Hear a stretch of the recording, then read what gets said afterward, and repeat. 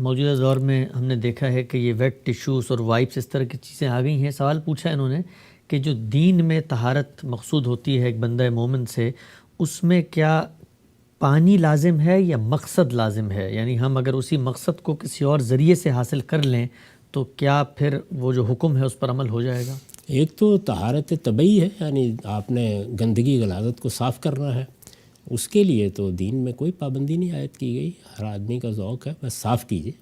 تو آپ کو معلوم ہے کہ خود رسول اللہ کے زمانے میں مٹی سے لوگ صفائی کر لیتے، دیہات میں بھی یہی صورتحال تھی. اسی طرح آپ نے ٹیشو پیپر ایجاد کر لیے، آپ نے کوئی اور اس طرح کی چیز کر لی. پانی بہت بہتر سمجھا گیا ہے اس میں، یعنی پانی سے جیسی صفائی کا طہارت کا احساس ہوتا ہے وہ اپنی جگہ بہت ہے. لیکن یہ کہ بس آپ یہ کہہ سکتے ہیں کہ پانی سے استنجا کرنا یا پانی سے نجاست کو دور کرنا یہ ایک پسندیدہ چیز ہے، مطلوب چیز ہے. لیکن یہ کہ طہارت ہر حال میں اسی سے حاصل کی جائے گی، اس کی کوئی پابندی نہیں ہے. اس کا تعلق لوگوں کے ازواج سے. ایک طہارت وہ ہے جو ہمارے دین میں اللہ تعالیٰ کی بارگاہ میں جانے کے لیے مقرر کی گئی ہے. جیسے مثال کے طور پر جنابت سے غسل کر کے نماز پڑھنی ہے یا وضو کر کے نماز پڑھنی ہے، اس میں اسالۃ الماء جو ہے وہ قانون کا حصہ ہے، یعنی پانی بہانا، پانی کو بہنا چاہیے. اس میں صرف اس صورت میں اس سے رخصت ہوگی جب کہ پانی بہانا کوئی مشقت کا، کسی مرض کا، کسی تکلیف کا باعث بن جائے.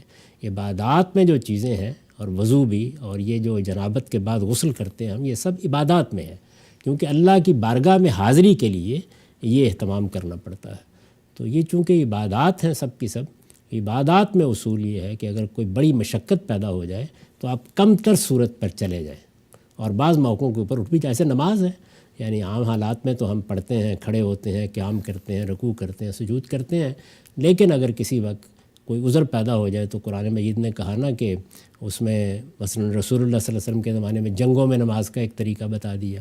اسی طرح سے آپ نے دیکھا ہوگا کئی لوگ ہیں جو اٹھ نہیں سکتے، کرسی پر بیٹھ کر پڑھ لیتے ہیں، لیٹے لیٹے پڑھ لیتے ہیں. یہاں تک کہہ دیا کہ فرجال و رکبانہ، پیدل چلتے ہوئے اگر ایسی صورت پیدا ہو گئی ہے تو پڑھ لو، اور سواری پر بیٹھے بیٹھے پڑھ لو.